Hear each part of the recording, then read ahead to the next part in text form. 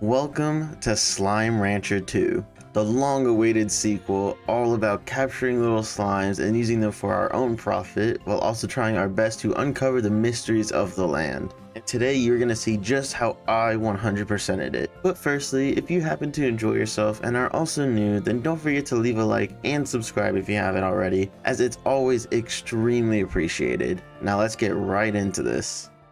It all started with us receiving a letter about new lands in the far range to be explored as we made our way to the new Rainbow Island to conquer its secrets. Once there, we had our new conservatory to begin the adventure on, and we went through a few tutorials like how we can use our backpack to gather things like slimes to be used in the future. With that, we entered the Rainbow Fields, as if you want your slimes to actually be productive, then you need to make sure to also gather resources like food for them, which gives us the start we needed to begin putting these guys in a corral for harvest. But while looking for more stuff, we very quickly came across the gold slime, a really rare one to find. And when you feed a slime, they will produce their corresponding plort to be collected. However, gold slimes are a little different from most, as you can't actually collect them, and they'll also run from you pretty shortly after spotting them. But we did now have the most valuable plort in the game for our first sale and could get a free few hundred gold for our beginnings. And heading back out, we found our first new slime with the cotton slimes. Absolutely adorable little guys for us to collect, as we also found a tabby cat inside of a pot next. These guys would be my first actual residents of the ranch, but I needed a little space first, so I sent the pink slimes on a little vacation to the beach. Now, by feeding cotton plorts to tabby slimes, we could combine them together for our first largo. Largos happen by mixing one slime with another slime's plorts, and will also produce both plorts that they are made up of instead of just one. Although these guys had quite the knack for escaping, so I invested my gold into some higher walls in the corral to keep them safe as we went to look for more goods before finding our first treasure pod. These things are scattered all around the map, and when opening them you could find a whole assortment of gadgets, decorative items, or even resources inside.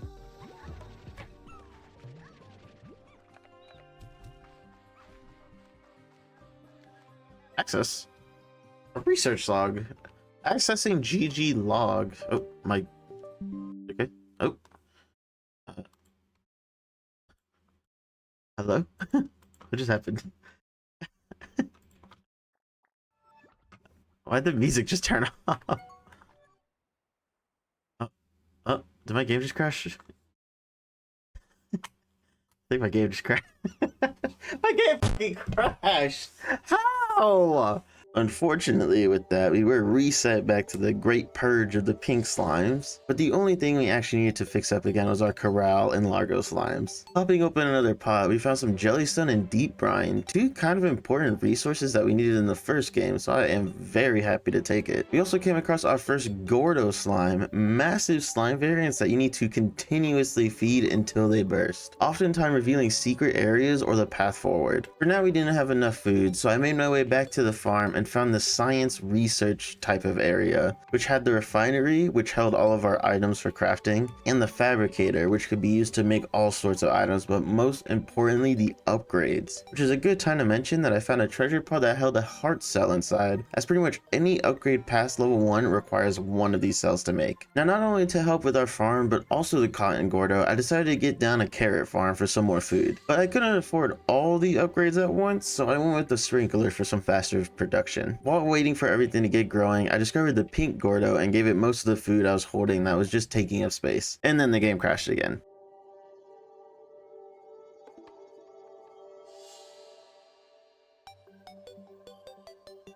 And with the help of the farm we had, we could easily pop open the cotton gordo, which opened up a hidden pathway. Down it, there is a button to be activated, which revealed more of the land and was actually a teleporter to new areas in the Starlight Strand. But I'm practically blind when it comes to this game, so after a little looking around, I literally could not find any way to make progression and decided to just come back later when my brain wanted to work some more. So I instead went back to burst open that pink gordo, and wouldn't you know it, it opened up a secret pathway to a button, which just so happened to open up the land to us. This time though, we had a teleporter open up to Ember Valley, which also gave our first achievement for discovering 3 areas of the game. There's a cave pretty close to the teleporter where we could find the brand new and incredibly adorable angler and baddie slimes, both of which we would be be bringing back home and who were possibly my new favorites. We could also find some crystal and rock slimes in this area, which is when taking a bad jump, we found out that you sadly do lose your whole inventory upon death. So we respawned back at home and made that whole journey back to gather our baddie and angler slimes again. Where'd that tar slime go? I can't. No! I'm gonna crash again! Oh my god! Are you kidding me? Why am I crashing? So once again, we're running back to Ember Valley, which is a good time to mention that the movement in this game is really bad. Stamina goes down super quickly and comes up again really slow, which makes running back and forth like this pretty tedious. So once again, we captured our baddie and angler slimes and could safely bring them back home this time to turn into largos. And just to be safe, I also saved the game real quick just in case there was another crash. But thankfully, for some reason, the game just never crashed again after that, so that was nice. Loading back in, I kept getting notified about incoming calls as I thought it was time to finally take it, and it turned out to be Victor, the tech guy and scientist from the last game. He quickly showed his role by gifting us the blueprint for Return Home portal, which gives us one teleporter home from anywhere. So with glee, I went to see what the crafting recipe was, and I needed more jellystone and deep brine. And seeing how I've only gotten those so far from pots, I was out to find some more. Our hunt even brought us back to the Starlight Strand where we obtained the new ringtail slime, another one I quickly fell in love with. There were also a whole lot of honey slimes in the area, so I grabbed them too for our ranch, while also collecting their favorite food, just as when feeding a slime something they like, they will end up producing 2 plorts instead of 1. And that also includes largo, meaning that they will produce 4 plorts at once, which is super convenient for money. This is also where we found the first of many slime statue doors, which can only be opened with the corresponding plort. I loved these in the first game, so I'm glad to see them back so early on. But that love for them definitely would not last all the way through. At least past this door, there was a treasure pod holding a storage cell for an inventory upgrade later. With that, we were back home to create our ringtail honey largos. Yet turning our backs for 1 second, our ringtail has turned to stone on us. And taking a little peek at their Slimepedia, we could find the answer with petrification whilst in sunlight. So with our ringtail gone, I took opportunity of the current pollen event going on to capture the exclusive tangled slime, which is actually cool to see because they are pretty late game in Slime Rancher 1. But while going to put that in with the honey slimes, I noticed that the ringtail turned back to normal in the night. So I instead went back to my plan of making ringtail honey largos and put a sun shield on the corral to keep them safe, and they literally all tarred. Our slimes is what happens when any largo consumes a plort that does not come from the 2 it is made out of. The only problem is I have no idea where this extra plort even came from. So I was back to the Starlight Strand once more to get honey slimes to just combine them with the tangled again because the ringtail was admittedly rarer than I thought it would be. When one bad jump sent us off the map and back home with none of our slimes. So instead, it seemed like a good idea to work on the farm a little more. I added plort collectors to all of the corrals so that we can now pick up plorts from the outside, as constantly fighting the largos to find everything was becoming a bit tedious. But with a better plort collection system up and running, I moved my attention to some upgrades, crafting level 1 power core from some more stamina and the tank booster for more inventory space. I also noticed that the jetpack is not that hard to create and I just needed some radiant ore. I had no idea how to get that, but the resource harvester upgrade definitely seemed like the way to start. And with it, we can now find these nodes all around the map and start collecting the materials we need without having to rely on potluck anymore, thank God. And once in Ember Valley, we even started fighting radiant ore pretty easily and got ourselves the jetpack upgrade. A super important upgrade that now allowed us to reach loads of new areas that we couldn't before, like this cool floating island with the Tappy Gordo on it. When heading back, I also found where to get deep brine as well, meaning we had everything we needed to make the return home portal. And sadly, I realized it was a portal that you place down and in fact not just a little gadget you keep in your pocket whenever you feel like you want to go home. And seeing how I go to Ember Valley the most, I grabbed my next achievement there by placing down our first gadget and also using the return home portal. And I will admit, it is very nice to just teleport straight home and not have to walk through everything to get back.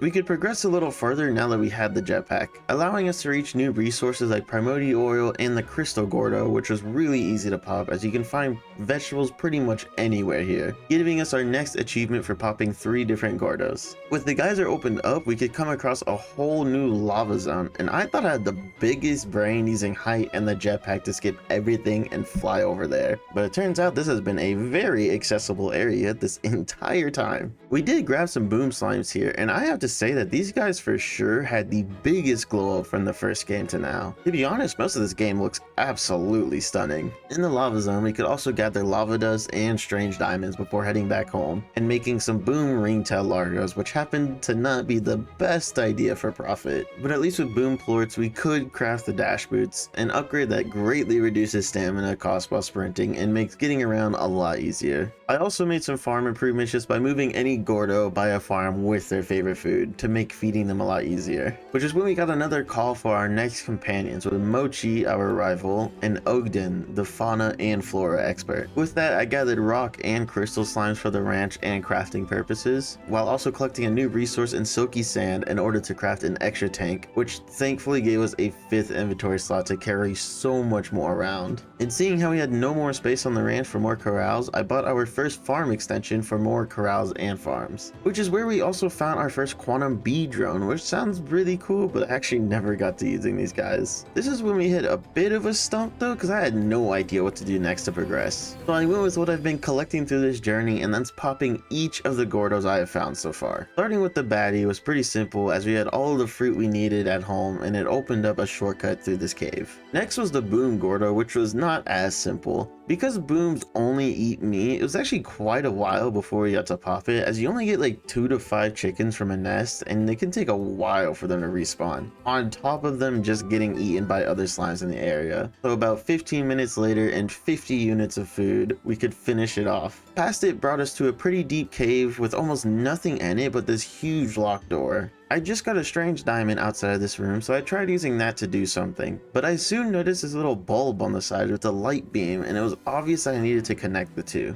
But actually connecting them is the part that I couldn't quite figure out. So I instead made my way back to the Starlight Strand to continue with the Hunter Gordo. And with it being another meat eater, it almost took twice as long as the Boom Gordo. And like I said, just running around is so tedious. And all of that struggle to find chickens was for a dainty teacup.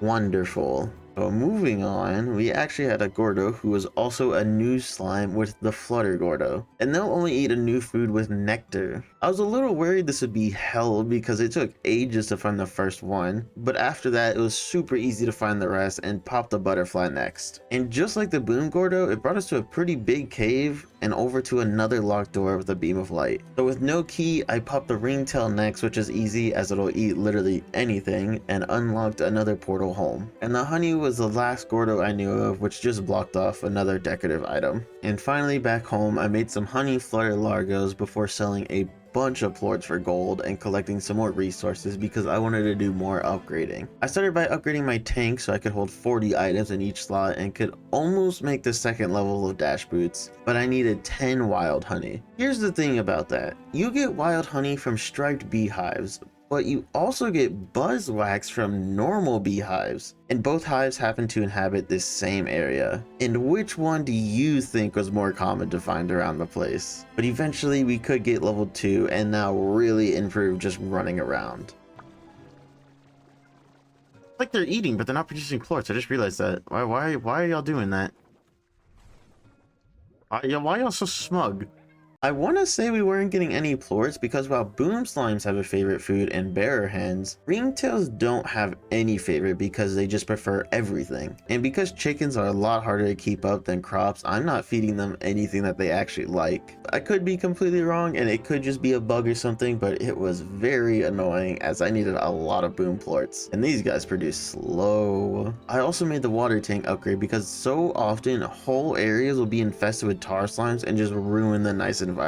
So now we could pick up water and just start blasting them to get rid of tar slimes. With that, we met our next companion in Thora, a fellow slime adventurer just like us. And we were back to popping more Gordos because I was out of ideas of what to do again. The phosphorus opened up a little cave for some decoration and a new upgrade piece. Next was the tabby, and while it also only ate meat, I came up with a new strat to just reset myself once running out, because now while running all the way back, I can grab all the new chickens that are just spawning in the morning, making it much easier, with only having to reset once to finish. With that, all we really got was a teleporter back home, so I went to the angler next with the same strat and it was just as fast. For it, we unlocked a hidden geyser that brought us up to a ledge. The only problem is I originally found the angler by jumping down from this ledge to begin with. So I did a little research because of how lost I was, and I found out that if I wanted to unlock those big doors past those Gordos, I needed an item that can only be obtained through phone calls with Victor, and I have yet to get this phone call. So I decided to think of every random thing I could just do until we got it, and that led to more upgrades with our health, which was also our 8th upgrade, and getting some more stamina. There were then these 2 portals I had for both Ember Valley and Starlight Strand that sounded really nice. So I captured some Hunter Slimes to make Hunter Rock Gordos for crafting, and now we had everything we needed for portals straight to both areas from home, which was super convenient, especially when combined with the return home portals. Afterwards, we had our last companion call from Bob, the 3 pink slimes in a trench coat, and with them each giving me a decorative item, we got the achievement for getting a gift from all of the companions. And sadly, I do gotta say that these guys are a lot less interesting in this game compared to the first. Pretty much the only useful one is Victor, as everyone just gives you decorative items while he will give you gadgets and other things. Although while out, we did find a lucky slime, which is another kind of rare one, and we could add it into our Slimepedia. There was another slime statue door that needed to be opened up with boom plorts and actually led us to the rock Gordo, which was a really easy pop since its favorite veggie was everywhere around here. And this was actually a super good find because it brought us to the jetpack upgrade drive, so you know we ran right back home to make it, and it just meant that the jetpack uses a lot less energy and allows us to fly a little bit longer. With it, we actually had enough energy now to grab our next achievement for flying for 5 seconds straight. And then I did the very last thing I could think of, which is making a whole lot of money so that we could go and purchase each of the different areas and farm extensions. And to be fair, some of them look stunning, and buying them all was another achievement in the bag for us. And even after all of that, we still did not get the call that we needed. So I instead just had to sleep and skip a whole bunch of days for a little until we could finally unlock the gadget. And with an easy recipe, we got one made and instantly back to the door behind the boom Gordo. And even though we had the lineup of the ball perfectly, we couldn't actually spin these things up or down to get the angle we needed. So I went off to make a second one and got our next achievement for unlocking the door and entering the gray labyrinth. We were quickly greeted by the new shadow slimes who say they eat nothing and also cannot be collected like most others. And for our first time through this trip, we met another human down here that we could actually talk with named Gigi,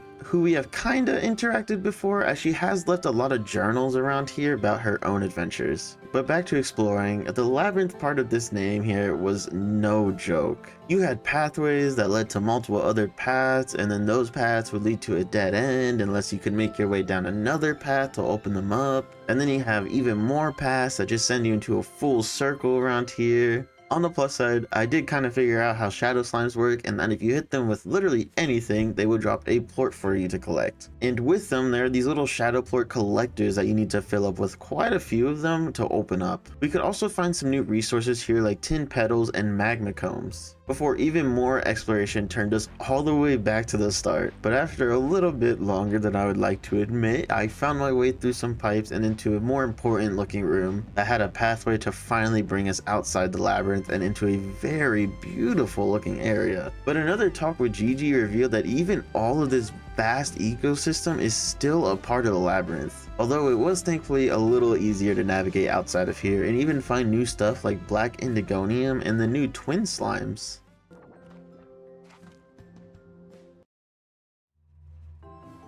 Are you kidding? There's no indication that that's out of bounds. That's so... Oh my... I'm all the way back home. So with that very unprompted demise, I made my way all the way back and then didn't realize I was out of stamina. We made the journey once again and even made it back inside this time. Thanks to some markers and a bit of memory, I was able to make it through the forge looking part of the labyrinth and start exploring the outside a little bit more. I started with collecting some twin slimes because I absolutely love their design. But while going around more, I noticed that most of the ways that looked to be forward were blocked off by those shadow plort collectors and more beams of light. So getting a little stumped, I grabbed some shadow plorts and made my way back home. I got up a farm and a corral because we were making shadow twin largos. You see, those shadow plort collectors are everywhere. So we really wanted a farm to make good progression. They're non-largoable. Yeah, you can't combine anything with shadow slimes. So that'll be a problem I face when I feel like it in the future. So I instead finally got the tangled slimes to make tangled twin largos, and I love how these guys look. And they instantly turn into tars. Yeah, that sounds about right. At least we could find some joy with our next achievement by selling 15 different kinds of plorts. I then thought it was a good time to go back to the Starlight Strand and open up their door into the labyrinth. And this place was super cool looking, having a much more aquatic feeling to it. The only thing is that this whole place kind of felt and looked just like a circle. I eventually came across a baddie slime statue and had no other way forward. And because not one baddie slime spawned here, I had to run back through the labyrinth, through the cave, across the Starlight Strand, grab ourselves a baddie plort, run back through the strand, through the cave, around the labyrinth, and now we could open up the door to see where it leads. What's that? It leads to a rock slime statue? And what doesn't spawn around here? Nice.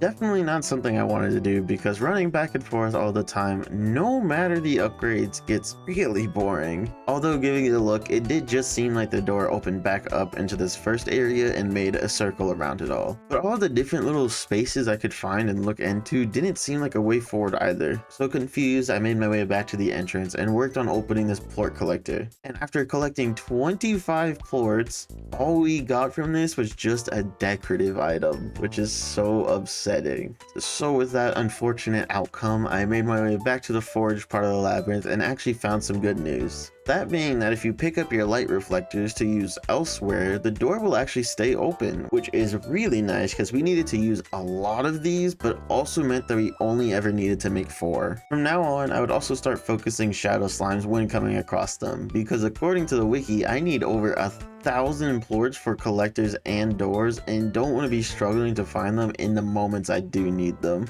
And in the outside area, I got a little portable refinery so I can empty my inventory while also getting to keep my important resources from here. Speaking of, we could find another new one in Royal Jelly. And we are back to the shadow door from before that I wanted to try and open. The only thing is that getting these shadow plorts here is a little awkward because when you shoot any of them, they almost instantly jump off into the endless void of clouds to never be seen again.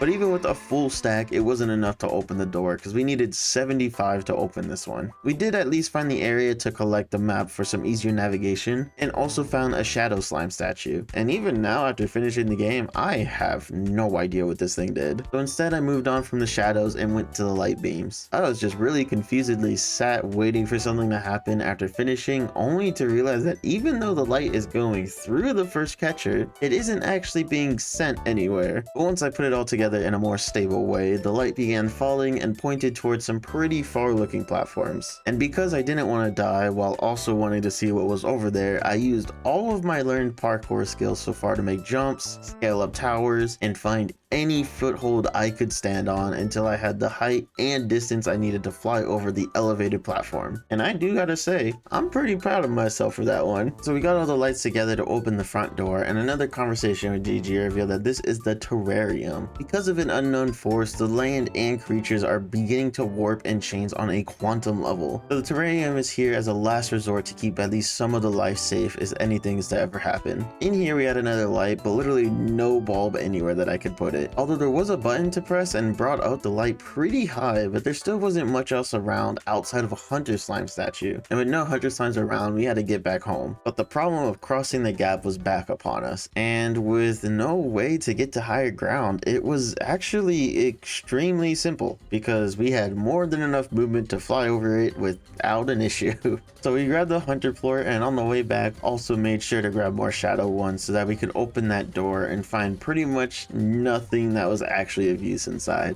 But opening the hunter door did bring us to a whole new area that actually looked like a terrarium, and brought us to our next slimes with the hyper slime. And these guys, just off of looks, easily my favorite dudes. We did run into another conversation with Gigi though. The cause behind everything bad that is happening here is because of an energy from an alien material called the Prismacore that fell onto this planet and is threatening to destroy everything, turning stone into gold and water into glass, as it has the ability to warp reality. And when Gigi tried to reach out to people for help, all they could see was a way to profit off of the Prismacore's unique ability. So to try and reach the Prismacore, we pushed forward into this pretty cool underwater looking area, which brought us to an angler statue. And even though it's a water looking area, there actually aren't any angler slimes around. So back home once more, I made some twin hyper Gordos because there aren't any other slimes that we're missing yet, and a huge grab from Victor with the pink teleporter blueprint. Because throwing one down at home, I could place the other one in the outside area of the labyrinth and could now do things like easily teleport home, grab our angler plort, and then teleport right back to the labyrinth in just a few seconds. And anything that makes getting around easier is so nice. Opening it all revealed another pretty cool overgrown area filled with slimes. And for the first time in a while, we also had another Gordo on our hands to pop. But something I thought was pretty cool is that the light we lifted up earlier was actually used in here so that we could get it all connected and open up one part of a shortcut, while the other part still needed to be solved. So we grabbed a bunch of turbo taters from the farm and popped open the Hyper Gordo to reveal a button, which caused a light to drop down and shine into the other room from before, and allowed us to put it all together and open up the whole shortcut, which did allow for a much easier transportation of shadow plorts that let me open up another collector for another inventory upgrade. So I got some tabby phosphorus largos to help with crafting and made tank booster level 3 to be able to hold 50 units in each slot now. I then used a pronto mart for the first time because going to Polestar provisions we could buy the blueprints for another teleporter.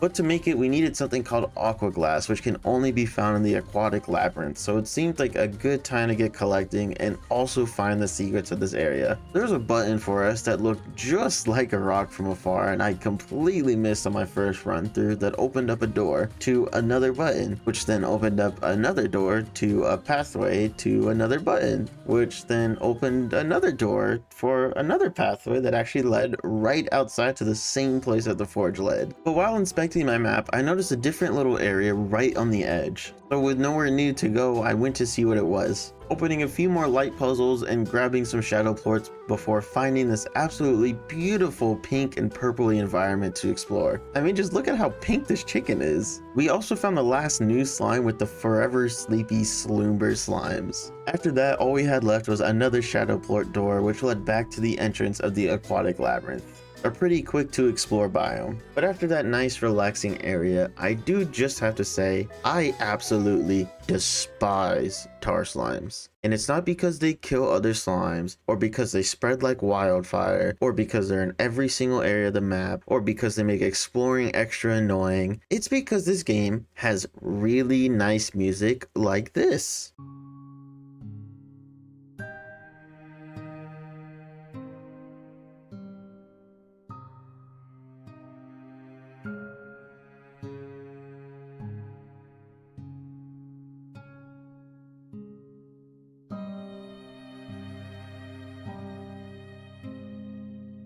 But then when tars are around, all you hear is this instead.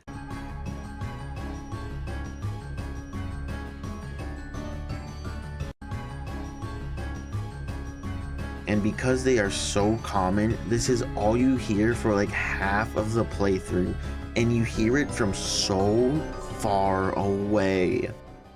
But at least once back home, we could evict the Hyper Twin Largos and instead combine the Forever Sleepy Sloomber with the Forever Hyper for probably our most profitable slimes yet. And speaking of profit, it's time we take a small break from the labyrinth and make some money. But because I wanted quite a lot of money as fast as possible, I wanted to wait for the slime markets to go up to make more money per plort. There was just one problem with that. Let's see, what's currently looking good? What's looking sellable? Down, down, down, down, down, down, down, down, down, down, down, down, down, down, down. Oh, up. I haven't sold single one of these though. Down, down, down, down, down, down, up.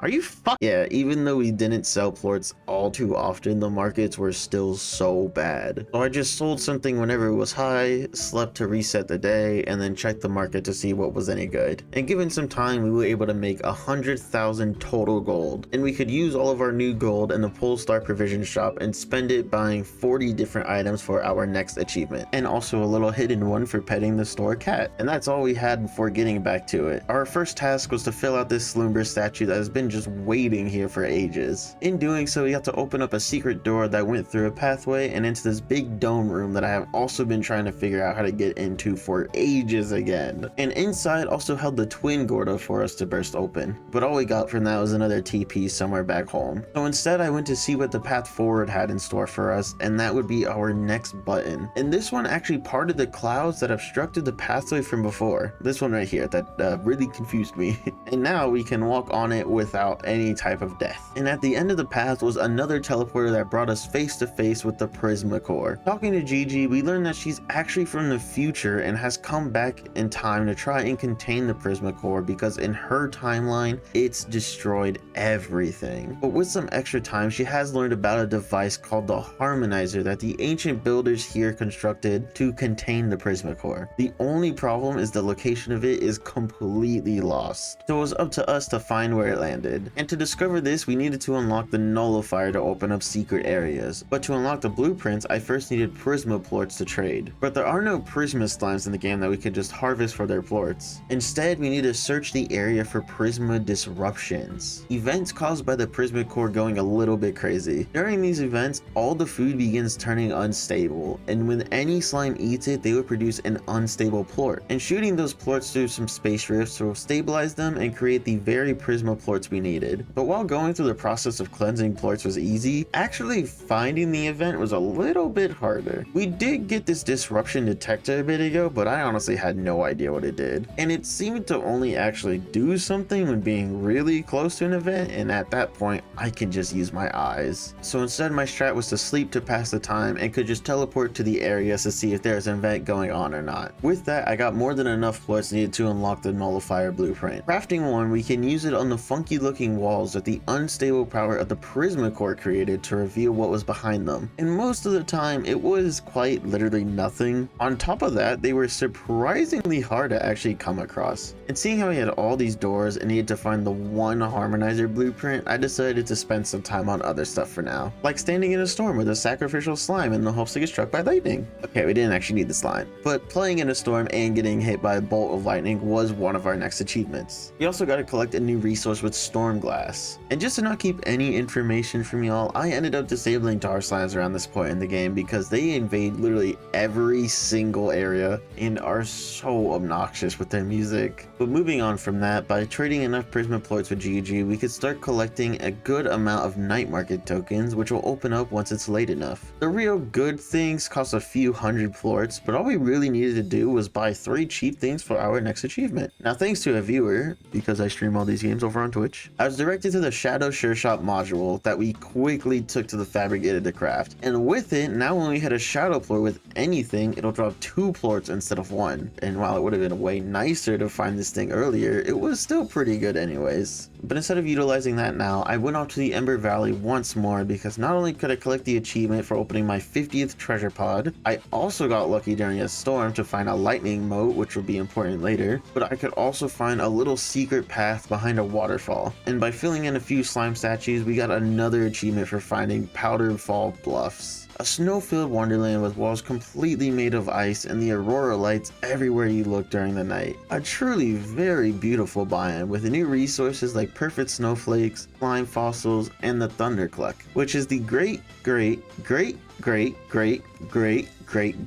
grandma of the stony hen. And we also had our last new slime in the saber slime, which is pretty cool because in the first game you could only get these guys by finding their plorts, but the slimes themselves were extinct. But I do gotta say, because there's only one slime left that has not been found, I am absolutely appalled that they excluded the rad slime from this game. My favorite slime from the first one. Literally, my 3 favorite slimes are excluded from this game. At least once a stream, I brought up how I cannot wait to find where the rad slime is, just for it to never be here. But sucking it up and exploring some more, I found our last Gordo with the saber. But I already knew it was just another teleporter to the Ember Valley, so I ignored it and collected the last thing we needed with Sunsap. Because by picking up a strange diamond, royal jelly, and lightning mote from before, we could get the achievement for holding all 4 things at once. But while looking for all that, I also grabbed a Yoki slime and threw it into our chicken coop, because given some time, that slime will eventually cause the hens to lay a giant egg that we can crack open for our next achievement. And after that was a lot more sleeping and waking back up just to check the map, because we needed to specifically find a windy day. And shockingly, this took a lot longer to find than expected. But once we had one, we turned our tars back on and launched one into our tornado that spawned in. Now, it is very important that you remember that me finding this tornado was way more tedious and time consuming than it should have been. You got that?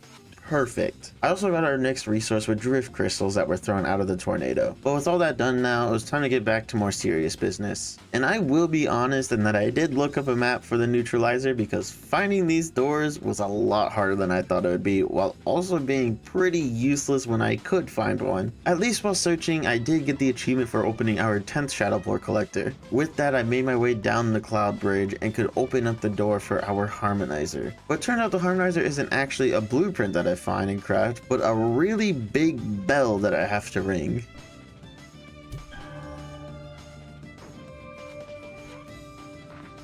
Although when talking to Gigi about it, there were in fact multiple harmonizers that I had to ring all around the map. So we had the fire harmonizer in the forge, lightning by the hyper gordo, water in the aquatic part of the labyrinth, and darkness within the purple area. And that was all we needed to do to start the stabilization process of the Prisma core.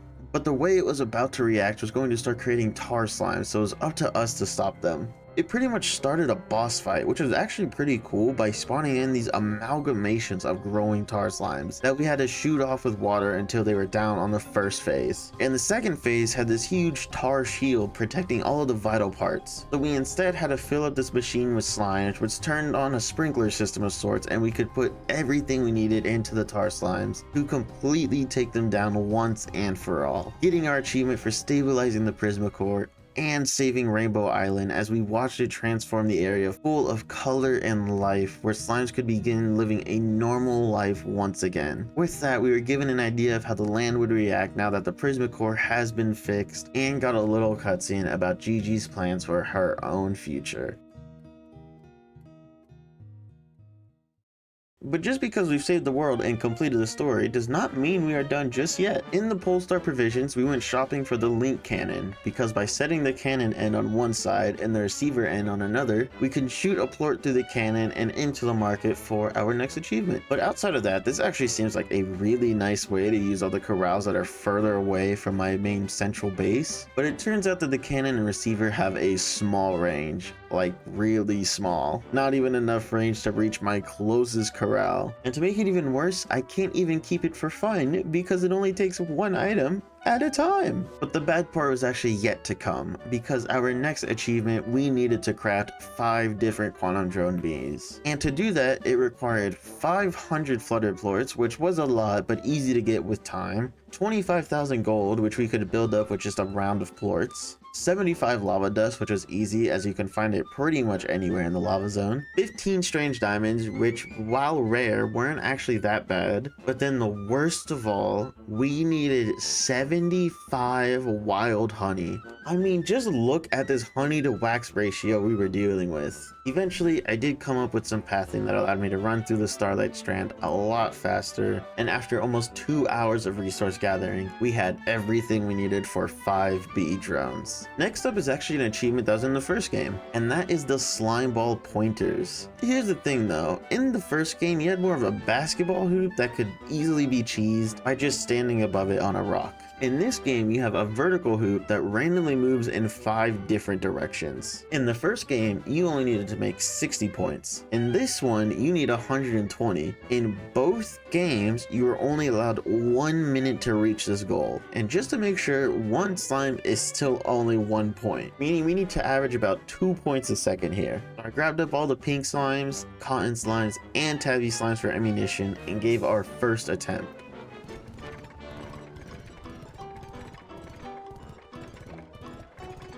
Please.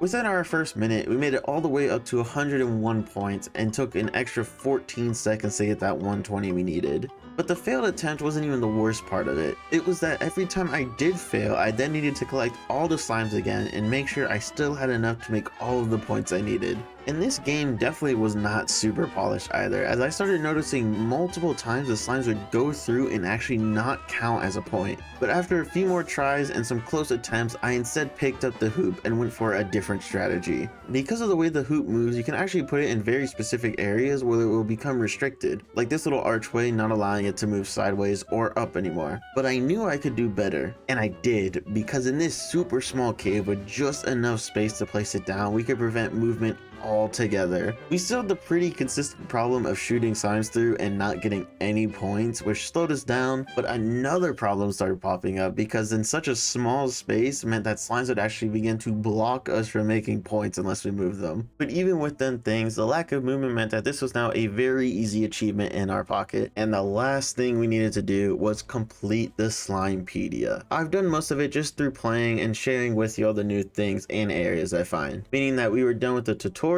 unlocked all of the science machinery, discovered all the different areas and buildables on the farm, went through each of the different weather events, and have explored each of the different biomes and locations along Rainbow Island. And because I'm pretty sure you don't need to discover all of the blueprints, that only left us with the rest of the slimes, resources, and toys. And with resources being the easiest, that is what we started with first. Collecting Dream Bubble in the purple area, painted chicks, candid chicks, stony chicks, and sea chicks meant that we have completely filled out our resource tab now. Next up was slimes, and we were only missing one very annoying one. We once again needed to just sleep and wait to find another windy day somewhere, but it needed to specifically be a level 3 wind event, which you can imagine was a lot more tedious to find. And you remember before when I said don't forget just how annoying it was to find tornadoes? Yeah, that's literally all we are doing, because right now we need the dervish slime, and he will only spawn when spat out by a level 3 tornado. But guess what?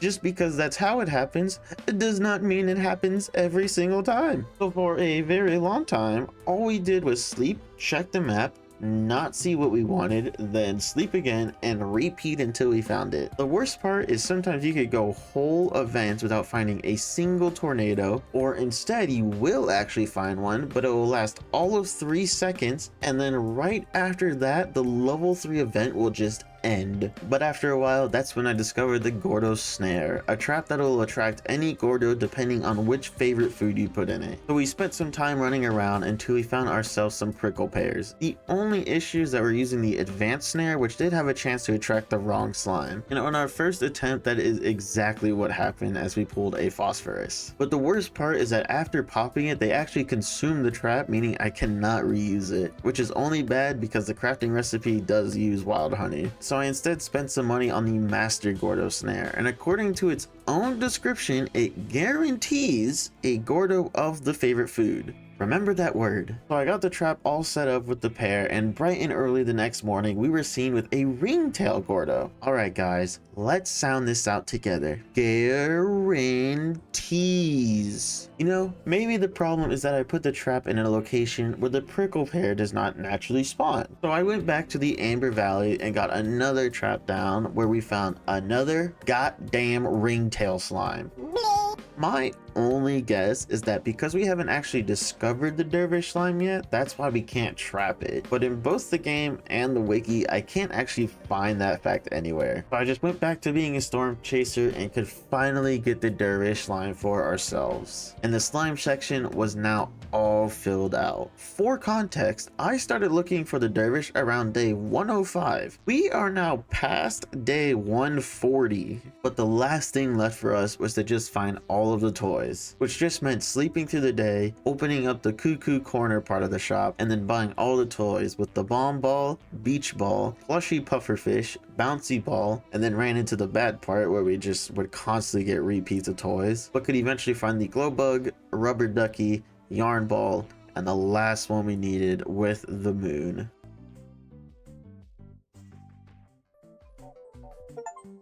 Oh my god. Oh! And that, my friends, is just how I 100%ed Slime Rancher 2.